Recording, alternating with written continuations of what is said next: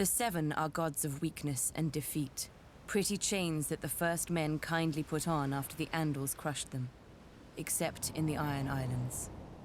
Since the Dawn Age, the Ironborn have followed the drowned god, who plucked fire from the sea and made us to reave and sack and carve our names in blood and song.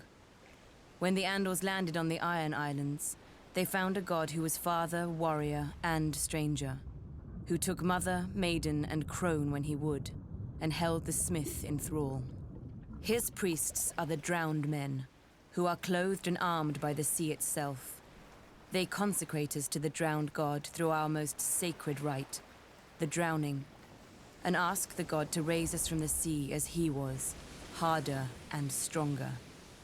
The Ironborn do not fear the bloodiest battles or the roughest waves, for the drowned god taught us long ago that what is dead may never die. When an Ironborn falls, we say the drowned god needed a strong oarsman and took him below to feast in the god's watery halls, attended by mermaids. But even in death, an Ironborn is a warrior. We fight against the storm god, who holds a castle in the clouds and sends the winds to lure the Ironborn off course or wreck our ships. It's said my legendary ancestor, the Grey King, waged war upon the storm god for 1,000 years.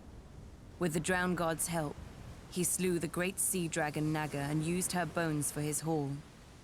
After his death, the storm god tried to wash away any memory of this terrible foe, but his songs fill our halls to this day. It was the storm god who first blew the Andals to the Iron Islands, to subdue us and turn us from our faith.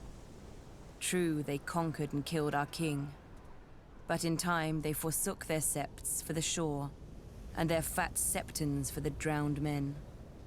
The Andals came to us as conquerors. In the end, they drowned.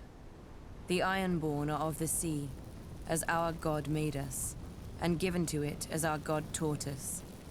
We do not fear the storm god's winds or his waves, but you should, for they bring us to you.